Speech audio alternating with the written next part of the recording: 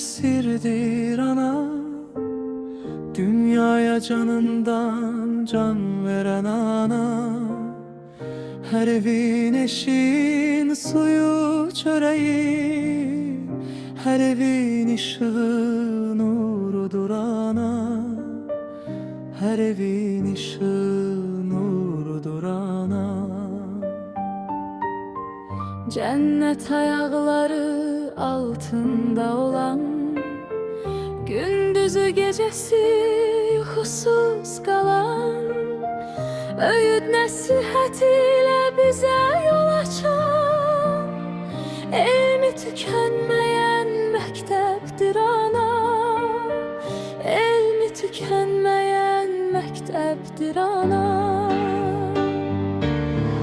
Ne kadar dastanlar yazılsa astır, ne kadar şiirler yazılsa astır, mürekkep bitince yazılsa kitap, veregi bitmeyen kitaptır ana, veregi bitmeyen kitaptır ana.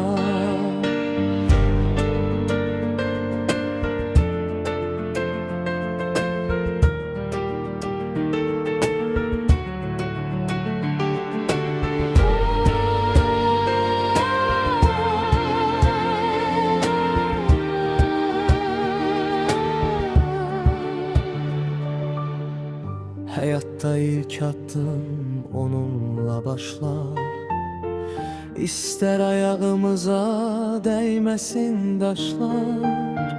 Övladın yolunda ağardır saçlar, hamının nazını çekendir ana, hamının nazını çekendir ana.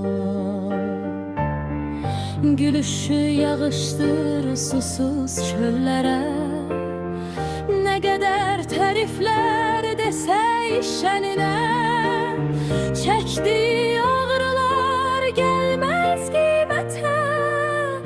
Kanatsız nur üstü melektir ana, kanatsız nur üstü melektir ana. Ne kadar dastanlar yazılsa astır, ne kadar şiirler yazılsa astır, mürekkep bitince yazılsa kitap, veregi bitmeyen kitaptır ana, veregi bitmeyen kitaptır ana. Aylarla bətnində övlad bəsləyən, yatanda övladın üstünü örtən, çölə çıxanda qalın geyin deyən, dünyanın yükünü çəkəndir ana, dünyanın yükünü çəkəndir ana. Canımız hastalık tuttuğu zaman, hekimden evvel yanımızda olan, sığal çeken elleri şefalı olan, hayatın bahalı mülkidir ana, hayatın bahalı mülkidir ana.